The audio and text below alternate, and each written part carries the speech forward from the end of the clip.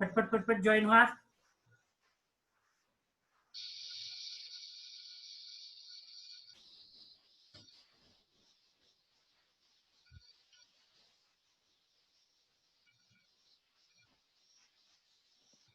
Excuse me sir. हा बोला. मी अमर पडवळे. हा बोला मला एक डाऊट होता. बोला बोला. तुम्ही मग सांगितलं गव्हर्नमेंटचे कॉन्ट्रॅक्ट आपण प्रायव्हेट कॉन्ट्रॅक्टर घेऊ शकत नाही किंवा शक्यतो घेत नाही. हा मग एखादा आता गव्हर्नमेंटचे कॉन्ट्रॅक्ट निघाले आपले तर मग आणि खूप मोठ्या मोठ्या कंपन्यांनी त्याचे टेंडर भरलेत. मग गव्हर्नमेंट असं माझ्याकडे काय स्किल बघून ते मला गव्हर्नमेंट कॉन्ट्रॅक्ट, मी आता अपकमिंग नवीन कॉन्ट्रॅक्टर म्हणून आलोय उतरलोय क्षेत्रात, तर मला काय म्हणून देणार कॉन्ट्रॅक्ट? एवढे नवीन नवीन जुन्या कंपन्या असतात कॉन्ट्रॅक्ट भरायला. हे पहा, त्याच्यामध्ये एक प्रोसेस आहे. ठीक आहे, तुम्ही फ्रेशर आहात म्हणून तुम्ही काम भरू शकत नाही असं काही नाहीये. पण बेसिकली काय होतं, जर एक आता मोठा प्रोजेक्ट आहे, सपोज हाच प्रोजेक्ट घ्या, नागपूर मुंबई समृद्धी महामार्ग योजना 46,000 कोटींचं काम येते. ठीक आहे, त्यासाठी टॉप 21 कंपन्यांनी सध्या टेंडर भरलेले आहेत.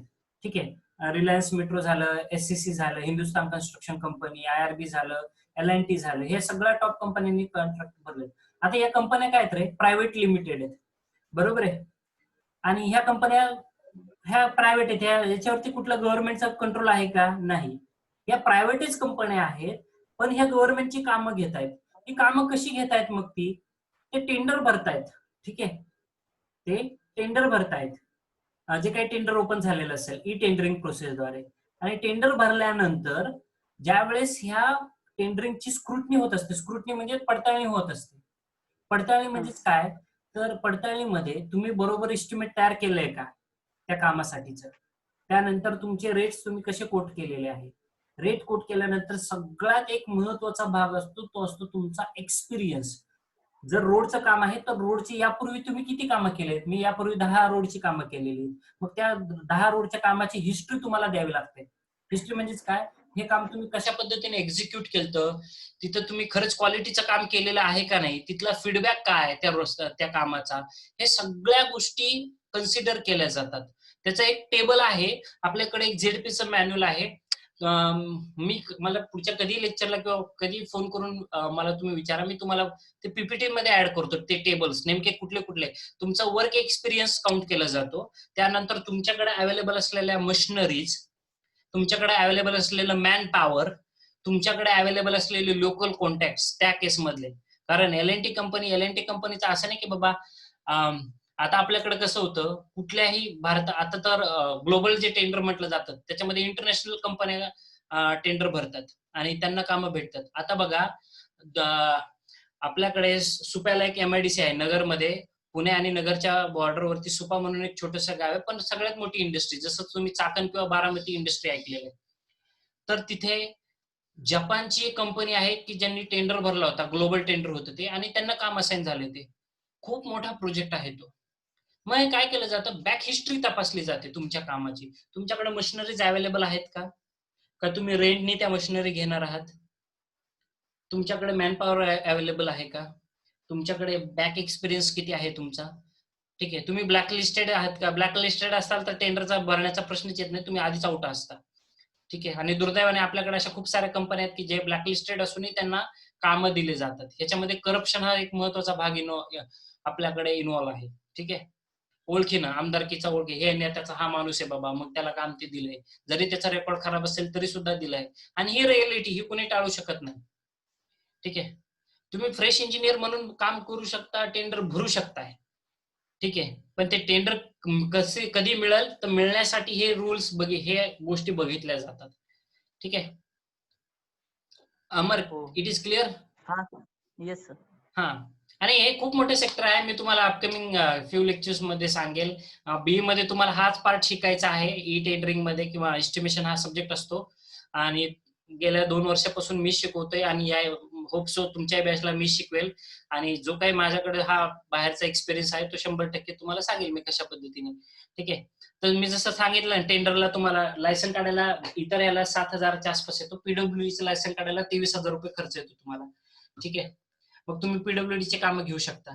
आता कामं टेंडर जे निघतात ना, तेही सांगतो ऍडिशनल मध्ये, हे जी टेंडरिंगची कामं निघतात ती तुम्हाला ई टेंडर वरती वेबसाईट वरती दिसतात, पण तुम्ही जर म्हणता सर 5,000चं काम आहे ते मला दिसत नाही, नाही दिसणार. त्या ऑनलाईन जी टेंडर भरायची असतात, ऑनलाईन टेंडर वरती 3 लाखाच्या पुढचीच कामं दिसतात तुम्हाला ऑल ओव्हर महाराष्ट्र. 3 लाखाच्या पुढची कामं दिसतात. 3 लाखाच्या आतलं जर काम असेल तर ते काम दिसत नाही. ते काम तुम्हाला लोकल कॉन्टॅक्ट थ्रूच ग्रॅप करावं लागेल. म्हणजे पंढरपुरात एखादं रोडचं काम निघलंय बाबा, दुरुस्तीचं पॅचिंगचं काम आहे, अमाऊंट आहे 50,000 रुपये, मग ते ओळखीनेच तुम्हाला माहिती करावी लागते किंवा कन्सर्न ऑथॉरिटीच्या ऑफिसमध्ये जावं लागतं. बघा कामं कशी मिळवायची असतात. कारण फक्त डिग्री घेऊन सर आम्हाला जॉब नाही रडत बसणारे खूप लोक आहेत आपल्याकडे. तुम्ही डिग्री घेऊन तुम्हाला वाटतंय, तुम्हाला अनुभव घेतलाय, तुम्ही सपोज एखाद्या साईटवरती काम केलं, तुम्ही वाटतंय तुम्हाला स्वतःचा बिझनेस चालू करायचा आहे, तुम्हाला कन्सर्न ऑथॉरिटीच्या ऑफिसमध्ये जायचं, तिथं विचारायचं टेंडरिंग सेक्शनला, सर सध्या कुठली कामं निघलीत का? मग कामं, कारण काही कामं ही ऑफलाईन असतात, सगळीच कामं मी जसं सांगितले ना 3 लाखाच्या खालची किंवा जी पेटी वर्क्स म्हटली जातात, छोटी छोटी कामं, त्याचे ऑनलाईन टेंडर नाही निघत. ठीक आहे, त्याचे ऑफलाईन टेंडर असतात. ऑफलाईन मध्ये तुम्हाला ओळखीनं किंवा त्या ऑफिसमध्ये जाऊन विचारावं लागतं की आता कुठलं काम निघलंय का किंवा निघणार आहे का, मग त्याची प्रोसेस काय भरायची, फॉर्म कुठं आहे त्याचा, ते फॉर्म घ्यायचा, टेंडर फॉर्म भरायचा, तो टेंडर फॉर्मची फीस काय काम स्वरूप असते. ठीक आहे, जसं काम असेल तशी त्याची टेंडर फीस असते. तर हे कॉन्टॅक्ट बिल्डअप करणं, मी परत एकदा तीच गोष्ट रिपीट करतोय, आपल्या सिव्हिल लाईनला तुम्ही टेक्निकली कितीही स्ट्रॉंग असू द्या, तुम्ही टेक्निकली स्ट्रॉंग असताल तर तुम्ही जॉबवरती सर्वाइव्ह करताय. तुम्हाला टेक्निकॅलिटी सोबत मॅनेजमेंट नावाचं स्किल पाहिजे आणि मार्केटिंग नावाचं स्किल पाहिजे. नाही तर लय सर इतकं भारी बांगला बांधलाय आम्ही, पण ते घर घ्यायला कोणीच यायना, विकत घ्यायला. मार्केटिंगच पूर आहे तुमचं. तुमचं घर बांधणंच इतकं स्किलफुल असलं पाहिजे की आपोआप कस्टमर अट्रॅक्ट झाला पाहिजे. आणि मॅनेजमेंट काम करताना तुमचा लेबर, कारण खाली तुम्हाला गवंड्यासोबत काम करावं लागतंय, वरती तुम्हाला प्रोजेक्ट मॅनेजर सोबत डील करावं लागतं. या दोन्ही केसेसमध्ये तुमचं मॅनेजमेंट स्किल खूप महत्वाचं असतं. त्या वर्कर कडून तुम्हाला काम करून घ्यावं लागतं, कारण तो अनस्किल्ड आहे, तो काय सुशिक्षित नाहीये, तो अशिक्षित आहे. मग त्याच्यासोबत कसं काम करून घेणार? आणि ते खूप तुम्ही जर म्हणताल ना, खूप एकदम डेअरिंग स्ट्रेट फॉरवर्ड लोक असतात ते बोलायला, बिलकुल घाबरत नाहीत ते. तुम्हाला एकदम कंट्रोल ठेवून बोलावं लागतं. ठीक आहे, आणि त्यांच्यावरती कंट्रोल ठेवावा लागतो काम करत असताना. त्यावेळेस तुमच्या कागदावरच्या 10 पॉइंटरला 9 पॉइंटरला किती किंमत राहते जर तुम्हाला मॅनेजमेंट स्किल नसेल तर. टेक्निकली ठीक आहे, ते तुमच्या उपयोगाचं आहे, पण जर मॅनेजमेंट स्किल नसेल तर ते कागदी आकड्यांना काही किंमत राहत नाही. म्हणून माझा फोकस हा नेहमी असतो. मी असं म्हणत नाही की तुम्ही याचा आता अभ्यास करू नका, मॅनेजमेंटनी स्ट्रॉंग व्हा. ठीक आहे, डेव्हलपर बिल्डर आपल्याकडे मॅनेजमेंटनी स्ट्रॉंग आहेत, त्यांना काय टेक्निकल काय नॉलेज नसतं. ते बिचारे स्कॉर्पिओ मध्ये 50 तोळ्याचं सोनं घालून फिरतात आणि सुशिक्षित इंजिनियर तिथं 15-20 हजारावरती काम करतोय, कारण आपल्याकडे फक्त टेक्निकल स्किल आहे. वाढू द्या, ठीक आहे, सुरुवातीला पैसा नाहीये आपल्याकडे, पैसा बिल्टअप करा, उभा करा पैसा, बँकमध्ये जाऊन लोन प्रोसेस अप्लाय करा, आधी अनुभव घ्या कामाचा, मग तुम्ही डिअरिंग करा काम घेण्याची. माझं हे म्हणणं राहील. मग तुम्ही पण 100% 50 तोळा लांब नाही, ती स्कॉर्पिओ गाडी व्हाईट कलर मध्ये लांब नाहीये. ठीक आहे, ड्रीम त्या पद्धतीनं टार्गेट ठेवा 100%. आणि एनी टाइम बी पासआउट झाल्यानंतर सुद्धा तुम्हाला कधी मदत लागली मला फोन करा. ठीक आहे, आय होप माझा नंबर ऑलमोस्ट सगळ्यांकडेच असेल. ठीक आहे, नसेल तर घ्या तुमच्या मित्रांकडनं. ठीक आहे, पण करा, खूप सारं career opportunities in front of you आहेत आणि सध्या तर खूप जास्तच आहेत. धर्माधिकारी सरांचा सर्वे आहे आपल्याकडं, 700 इंजिनियर्स रिक्रुटमेंट दरवर्षी व्हॅकंट राहते. का व्हॅकंट राहते माहिती का? कंपनीला क्रीम मटेरियल भेटत नाही. क्रीम मटेरियल या शब्दाचा अर्थ काय? टेक्निकली साऊंड विद्यार्थी भेटत नाहीये.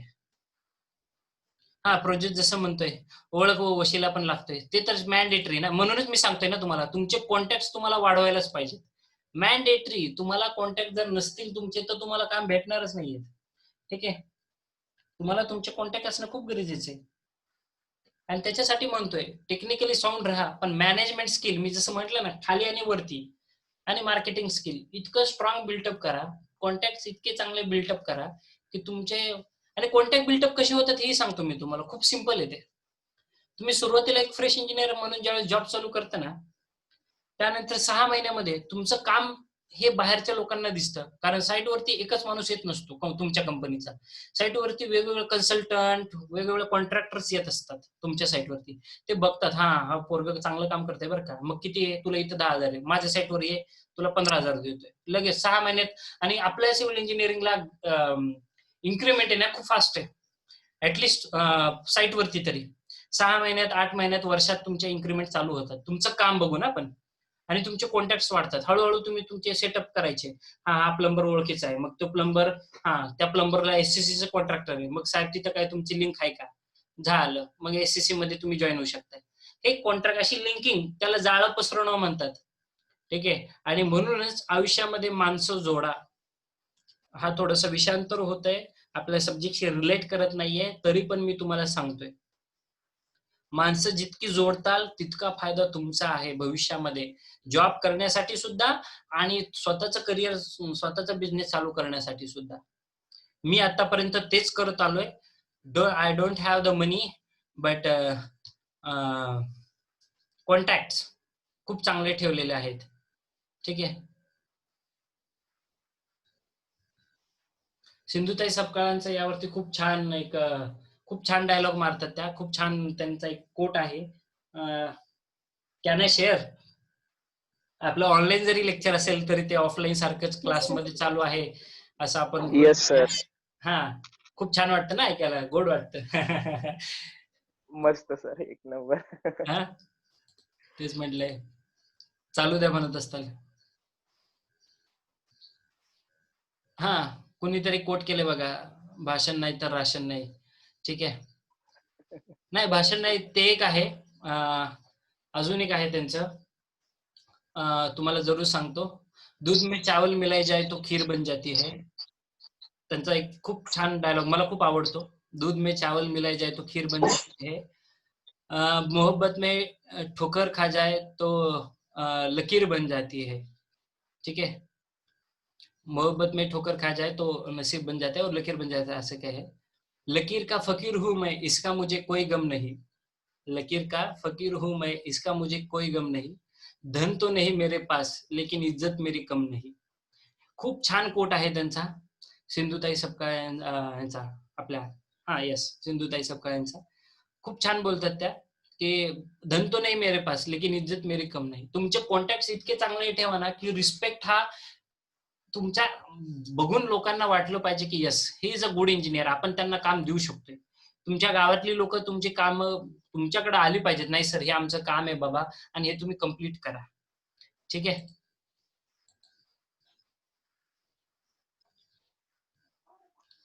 Superb sir. हो, don't put any comments on this. I am having the habit of like that. आपलंच असंच लेक्चर चाललेलं आहे, so I am considering that. So build yourself in that particular fashion. ठीक आहे. आणि काही क्युरी आली, बीला अख्खा सिलेबस आहे, आपण परत एकदा तिथं डिस्कशन करणारच आहोत. आपण या पॉइंट वरती ते स्टॉप होऊया आणि आपण आपल्या टॉपिक कडे वळूया. ठीक आहे. तुमच्या क्युरीज आल्यात म्हणून मी त्या रिझॉल्व्ह केल्यात. लायसन काढायचं असेल तर काय डॉक्युमेंट लागतात, मला कधीही टाइम फोन करा, मी सगळे डिटेल डॉक्युमेंट्स पाठवतो तुम्हाला. तसे मी सांगितलेच आहेत आता लेक्चर दरम्यान. तरी पण अजूनही त्यामध्ये जर काही तुम्हाला डिटेल्स पाहिजे असतील तर तुम्ही मला कॉन्टॅक्ट करा. मी तुमच्या व्हॉट्सअप ग्रुपवरती टाकतो, नाही तर ठीक आहे. सॉफ्ट आपल्याकडे कॉपी आहे त्याची, काय काय डॉक्युमेंट लागतात ते मी पाठवतो, ग्रुपवरती पाठवतो तुमच्या. Okay.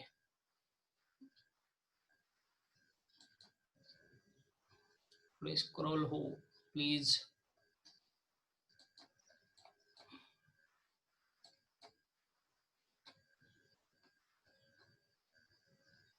Okay, chalo. Now, I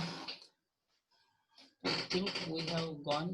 Yes, width of the pavement.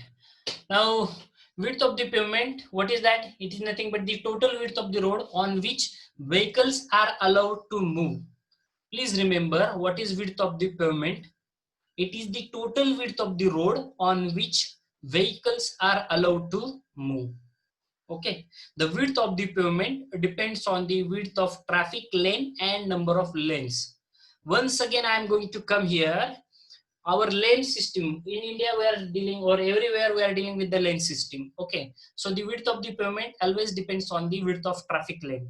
Okay, एक लेन ही 3.5 मीटरची असते किंवा 3.75 मीटरची असते किंवा 5 मीटरची पण लेन विड्थ असते. ठीक आहे, ते पुढच्या काही गोष्टी लेक्चर मध्ये मी सांगेल तुम्हाला. त्यानंतर आहे the width of the lane is decided on the maximum width of heavily commercial vehicle which is legally permitted to use the roadway. See, width of lane कशावरती डिपेंड आहे? The width of lane is always dependent on the maximum width of heavy commercial vehicle which is legally permitted in India. Now what is that maximum width which is permitted in India? The maximum width of heavy commercial vehicle is 2.5 meters. Please remember this digit. Okay, width of lane which is adopted in India for deciding the lane width is 2.5 meters. So for our heavily commercial vehicles, the width of that vehicle should be 2.5 meter, and based on that we are going to design the width of lane. That is why in India we are having lane width of 3.5 meters, 3.75 meters and 5 meter width. Okay, it is clear? I hope it is clear to everyone. See, this is a 2-lane road. You are going to see this total length over which your vehicle can ply. It is called as a carriageway. Okay, it's a nice picture I am having. See, the carriageway markings are there. Okay, now it's a 2-lane road. Why it is called as 2-lane? See this, see my cursor is rolling. Here is your one way and here is your another lane. Okay, this is your first lane, this is your second lane. One vehicle will ply from this direction, one vehicle will coming from this particular direction. This is called as 2-lane road system. Okay, now in this 2-lane, how they have decided the road width? See, here is a vehicle of 2.5 meter, here is a vehicle of 2.5 meter, correct? Then 0.5 meter on this side, 0.5 meter on the both side, and 0.5 meter again from the both side. We have to keep aside. That is safe distance we called it as. आणि याच्यामधूनच तुमच्या गाड्या जातात. म्हणजे कसं, लक्षात घ्या, मराठीत सांगतो. 2.5 मीटर रुंदी असलेली माझी ट्रक या रस्त्यावरून जाते. ठीक आहे, एका लेनवर ना, मी फक्त एका लेन बद्दल बोलते. फक्त या पोर्शन पासून इथपर्यंत मधला जो मीडिएशनची स्ट्रीप आहे का तिथपर्यंत, ह्याच्यामध्ये 2.5 मीटरची माझी गाडी जाते, 2.5 मीटर रुंदी असलेली. मग मला नियम काय सांगतो माझा, जर तुमच्या गाडीची रुंदी जर 2.5 मीटर आहे तर 0.5 मीटर उजव्या बाजूला आणि 0.5 मीटर डाव्या बाजूला हे सेफ डिस्टन्स मला सोडावं लागतं. हे सेफ डिस्टन्स मला सोडावं लागतं. आणि आपल्या भारतामध्ये काय टेंडन्सी माहितीये, महाराष्ट्रात जर हे मधलं जे सेफ डिस्टन्स आहे का 0.5 मीटरचं, त्याच्यामधून 2 व्हीलर लोक घालतात आणि याच्यामुळेच ऍक्सिडेंट होतात ओव्हरटेक करायला. अरे बाबा, ते सेफ डिस्टन्स आहे, तिथून गाडी तू प्लाय केली नाही पाहिजे, ओव्हरटेक केला नाही पाहिजे. तू 0.5 मीटर पेक्षा जे जास्त डिस्टन्स आहे बाजूला, तिथून तुझी गाडी ओव्हरटेक केली पाहिजे. आपल्याकडे तसं नसतं, खेटून गाड्या ओव्हरटेक करतात आणि याच्यामुळे ऍक्सिडेंट होतात. ते सेफ डिस्टन्स नावाचा प्रकार फॉलोअपच होत नाही. ओके, सो अजून तुम्हाला काही पिक्चर्स दाखवतो मी. See, this is what I am going to discuss. ठीक आहे, see this single lane pavement width.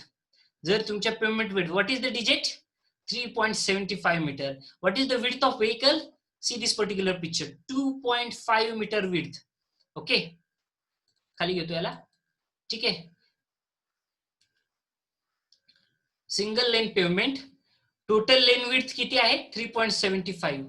Total गाडीची विड्थ किती आहे माझ्या? 2.75. रिमेनिंग डिस्टन्स लेफ्ट हँड साइडला किती असणार आहे? 625 mm. राईट हँड साइडला किती असणार आहे? 625 mm. हे डिस्टन्स काय इंडिकेट करते रे? This distance we called it as a distance which we have to keep as a safe distance. Okay, आणि लोक याच्यामधूनच गाडी घालतात ओव्हरटेक करताना आणि इथेच ऍक्सिडेंट होतात ओव्हरटेक करताना.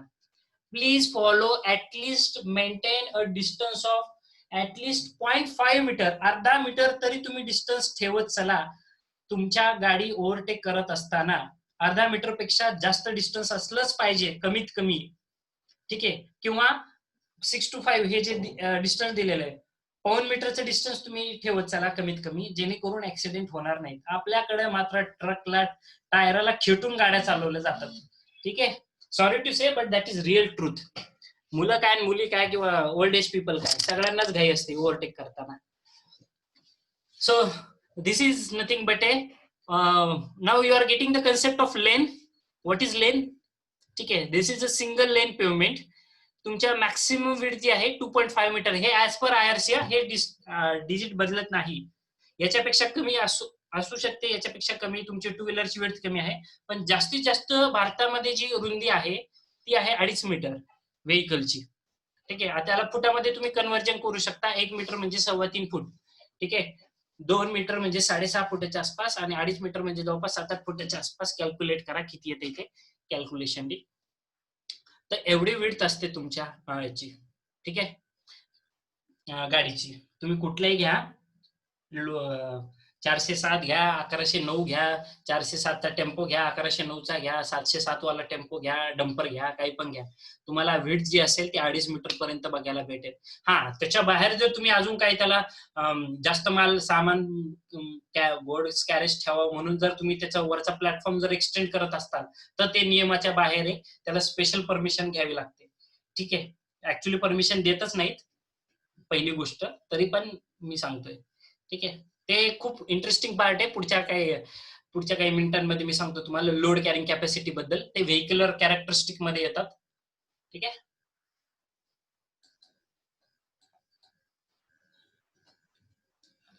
स्क्रोल होत नाही. There is any problem in this particular picture? Are you getting this picture? See this is a 2-lane road. What I am trying to say to you. Okay, जो मगाशी picture दाखवला ना मी, तो 2-lane pavement. See the total width of carriageway. Carriageway width is 7 meters. See the width of our vehicle 2.5 meter, 2.5 meter. Distance किती सोडले मी? इकडून 5, इकडून 5. Total मधलं डिस्टन्स, दोन व्हेकल मधलं डिस्टन्स किती झालेलं आहे? 1 मीटरचं डिस्टन्स आहे. इकडून किती डिस्टन्स येते?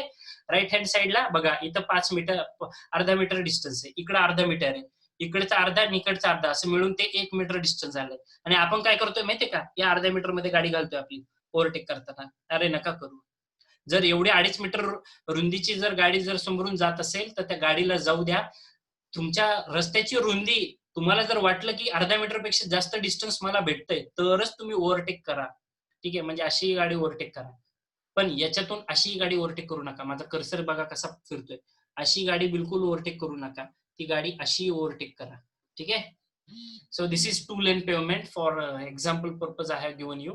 I think this will give you much clear idea about the pavement system. असेच आपल्याकडे 10-lane पेवमेंट सुद्धा आहेत सध्या जे चालू आहेत. 10 पदरी रस्ते ज्याला म्हणता तुम्ही, 4 पदरी, 6 पदरी, 8 पदरी, 10 पदरी, आपल्याकडे असे रस्ते आहेत.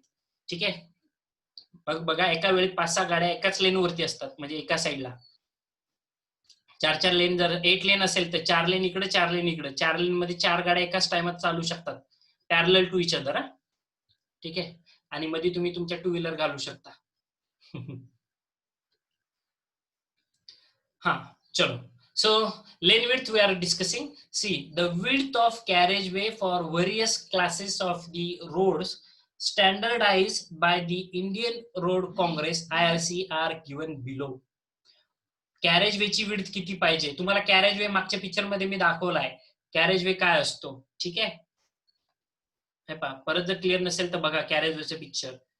The width, total width on which your vehicle can ply. इथल्या ह्या ग्रीन झोन मध्ये गाडी जाईल का? पळू शकते, पण त्याला शोल्डरचा भाग येतो. ठीक आहे, तो तुमच्या रस्त्याचा मुख्य भाग नाहीये. रस्त्याचा मुख्य भाग काय? या पॉइंट पासून, सी हा येलो लाईन जी मार्कआउट केलेली का, this is your carriageway. Carriage is what? Carriageway is nothing but that particular width of the pavement over which you can travel or you can move your vehicle. तुमची गाडी या point पासून इथूनही पळू शकता, इथूनही पळू शकता, इथूनही चालू शकता, इथून कुठून पण रस्त्याचा हा जो भाग तुम्ही युटिलाइज करता याला म्हटलं जातं carriageway. I hope now it is very clear to you.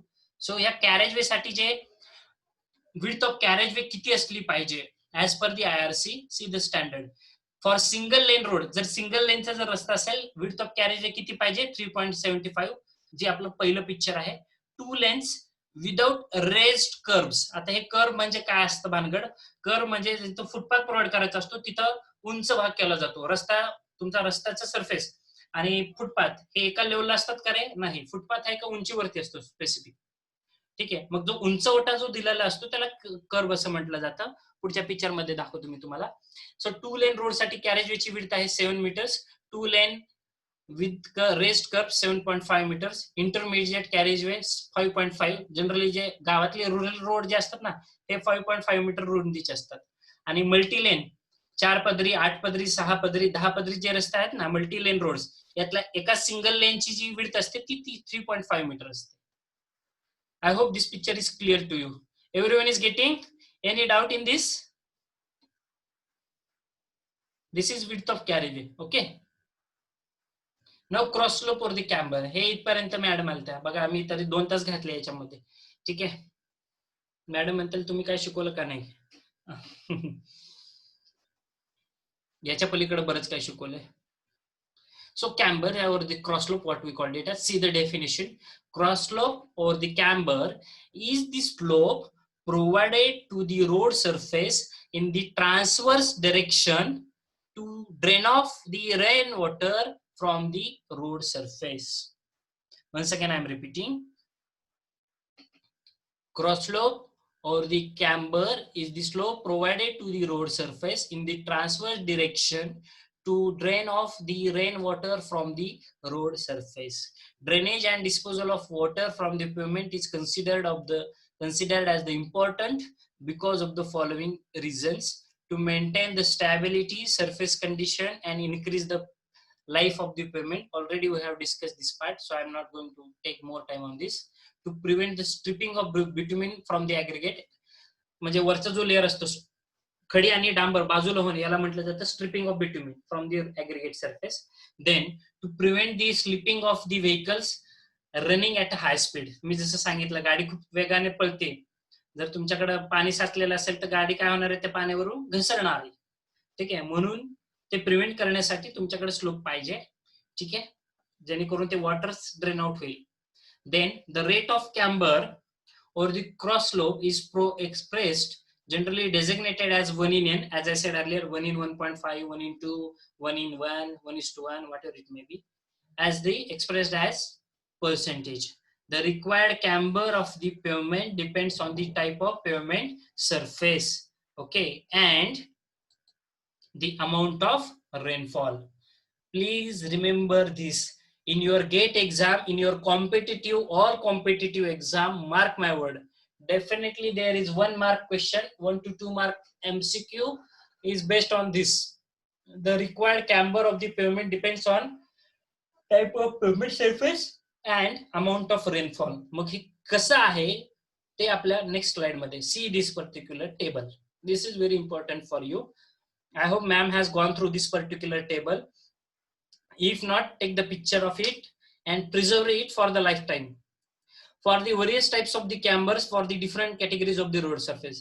See, for cement concrete road and thick bituminous surface, range of camber in the areas, heavy rainfall and low rainfall. General जो आपल्याकडे जो कॅम्बर provide केला जातो ना महाराष्ट्रामधले, म्हणजे एक आपल्याकडचं जे टेम्परेचर मी सांगतो हा 2 ते 2.5% पर्यंत प्रोव्हाइड करतात आपल्याकडे कॅम्बर.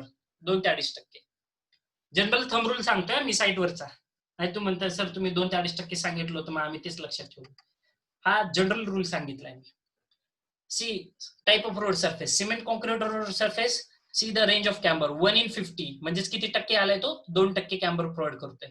ठीक आहे, 1 in 50. लो रेनफॉल मध्ये 1 in 60, 1.7%. Thin bituminous surface 1 in 40, 2.5%, और 1 in 50, 2% लो रेनफॉल एरिया मध्ये. Water bound macadam that is WBM road जर असतील, WBM रोड म्हणजे गावातले रस्ते जे असतात जिथे डांबर नसतं ते 1 in 33 हेवी रेनफॉल एरियाज मध्ये. हा क्वेश्चन बराच वेळेस एमपीएससी मध्ये विचारलेला आहे. If there is heavy rainfall and you are dealing with the water bound macadam roads, what is the range of camber? This question has been asked in 2-3 times in previous MPSC examination. 1 in 33, that is around 3%, or in low rainfall areas it is around 1 in 40, that is around 2.5%, and for the earthen road it is 1 in 25, that is 4%. Bagha, have you seen the digit and have you seen the variation? जिथे earthen road आहे म्हणजे कच्चा रस्ता आहे, फक्त मातीचा रस्ता आहे, तिथं स्लोप जास्त प्रोव्हाइड करतोय आपण. ठीक आहे, कारण का जर स्लोप कमी असेल तर जास्त माती असल्यामुळे काय होणार आहे, जास्त वेळ पाणी तिथे साचून राहणार आहे, ते ड्रेन आउट होणार नाही, ते त्या मातीमध्ये मुरल. बघा किती सिंपल लॉजिक आहे त्याच्या पाठीमागे. जर वॉटरबोर्न मॅकडॅम आहे, हा सुद्धा मातीचाच रस्ता असतो, वॉटर स्प्रिंकल करून कॉम्पॅक्ट केलेला रोड असतो, ठीक आहे, किंवा ग्रॅव्हल असतात. तिथे बघा 3% तुम्ही प्रोव्हाइड करू शकता. जिथे तुमचा कॉन्क्रीट सरफेस येतोय, अरे जिथे तुमचा कॉन्क्रीट सरफेस येतोय बघा, स्लोप हा कमी आहे, 2%, 2%. का? कॉन्क्रीट म्हणजे हार्ड सरफेस आहे माझ्याकडे, हार्ड सरफेसवरती वॉटर लगेच ड्रेन आउट होणार आहे, हार्ड आणि प्लेन सरफेस आहे शिवाय, त्याच्यामुळे वॉटर तिथं ड्रेन आउट होणार आहे. अर्धन रोड काय असणार आहे, अर्धन रोड किती प्लेन करा, एखादा ट्रॅक्टर किंवा हेवीली लोडेड ट्रक तिथून गेला तर तिथे सेटलमेंट तुम्हाला दिसतं, म्हणजे काही ठिकाणी खड्डा दिसतोय. मग अशा ठिकाणी पावसाचं पाणी साचण्याचं पर्सेंटेज जास्त राहतं, म्हणून तिथे स्लोप हा जास्त दिलाय. Are you getting this idea? Clear idea? Why these ranges are varying 2, 2.5, 3 and 4? It depends on the road surface conditions. Okay. Always remember this table for the lifetime. Huh? Okay. See this camber. These are the shapes of the camber. Again, you are having the theoretical question on this. Write a short note on the types of the camber. We are having the 3 types of the camber. First camber is parabolic camber. First is center straight line camber. You are going to see the middle one in N. See this middle picture, straight line camber. You are going to observe everywhere. Second category we called it as parabolic, which is combination of straight and some curve portion is there. Okay. And third one is combination of straight and parabola. That is some part is straight, some part is parabola, again some part is straight. Okay. So this is the combination of straight and parabolic camber. So these are the categories of the camber. Anyone is having any doubt in this? If not, then we will proceed for the next part, that is median. Median म्हणजे divider, तुमच्या भाषेत गावठी भाषेत मध्ये ज्याला divider म्हटलं जातं. Okay, mediator, median म्हटलं, ठीक आहे. So what is median? Median is provided between the two sets of the traffic lanes intended. What is the purpose of median? Intended to divide the traffic moving in the opposite direction. Okay, that is the first purpose. Second function काय median चं? Median, the main function of the median is to provide the head-on collision between the two vehicles moving in the opposite directions on the adjacent lane.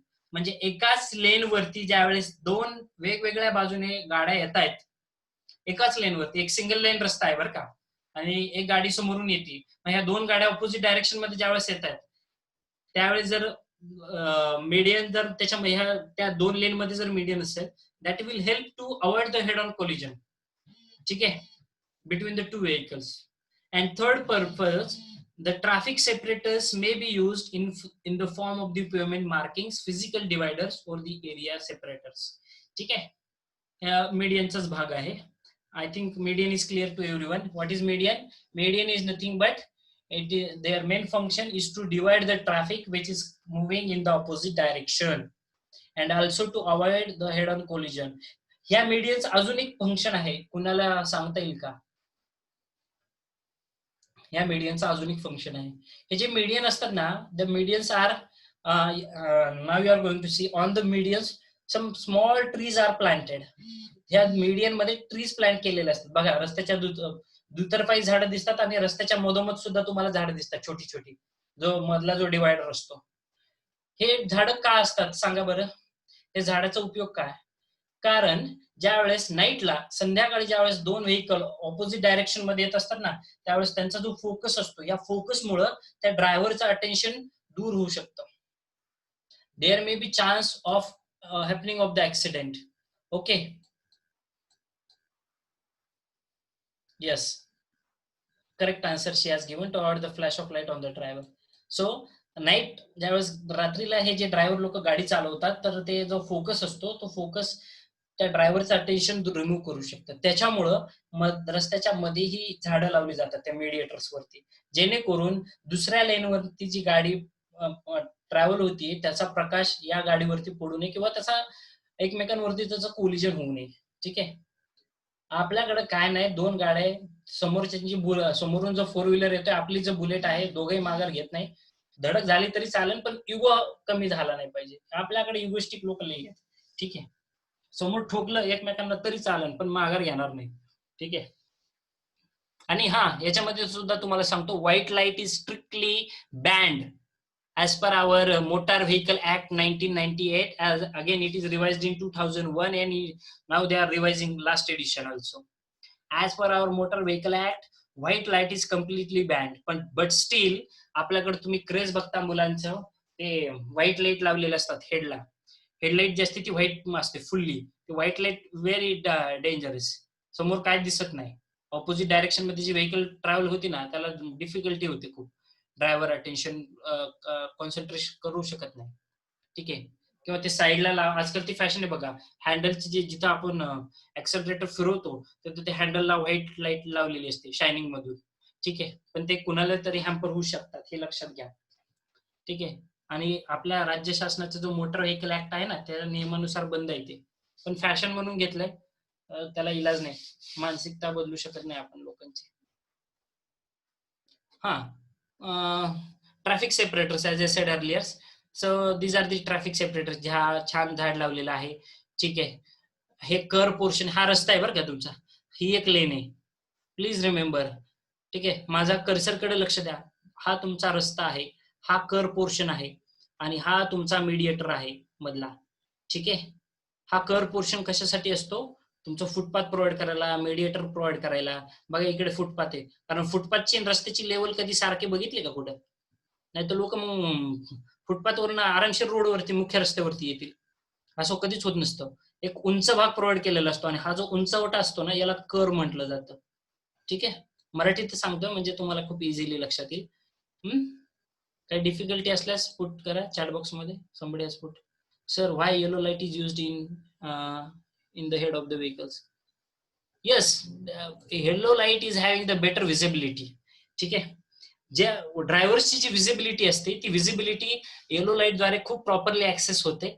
White light मध्ये intensity जी असते ती लाईटची, जे रे, जे ultraviolet, जे ज्याला आपण अल्ट्राव्हायोलेट म्हणण्यापेक्षा जे रे जनरेट जे होतात त्या कलर मधून, त्या रेज मुळे त्या ड्रायव्हरला विजिबिलिटीला प्रॉब्लेम येतो. ड्रायव्हरचं विजन, तुम्हाला मी ह्याच पॉइंट मध्ये नेक्स्ट पार्ट आहे आपला रोड युजर कॅरेक्टरिस्टिक, त्यामध्ये मी परत तुम्हाला एक्सप्लेन करेन की अँबर कलर किंवा ते जो कलर जो असतो तो कलर तसा का असतो लाईटचा. कारण व्हाईट लाईट मध्ये जे रेडिएशन जे होतं लाईटचं, ते ड्रायव्हरला विजिबिलिटीसाठी डिफिकल्ट आहे. तुम्ही स्वतः कधी बघा ना, तुमच्या गाडीला व्हाईट लाईट लावा, समोरच्या माणसाला गाडी चालवायला लावा अंधारात. ठीक आहे. तर त्याच्या लाईटचा फोकस तुमच्या पूर्ण चेहऱ्यावरती तो ते डिफिकल्ट होतं. It is समॉट difficult for the driver. म्हणूनच आपल्याकडे ती बंदी आहे. पण आजकाल ती क्रेज वाढलंय. Okay. That is why we are going for that yellow colour. Yellow नाही म्हणत त्याला, अँबर कलर म्हणतात बरं का. Amber colour specific technical word वापर जा. ठीक आहे. सो कर्व हा portion, I hope this is again you are getting. Cursor चल रे बाबा. Okay. Then width of mediator as per the IRC codes, Indian Standard Codes. बघा mediator width of medians किती पाहिजे, desirable. ठीक आहे. हा, somebody has put something. Sir, why yellow light is used in the head of vehicle? Okay, thanks sir. Okay. Thank you. म्हणत जाऊ नका. अरे, somebody has shared his screen.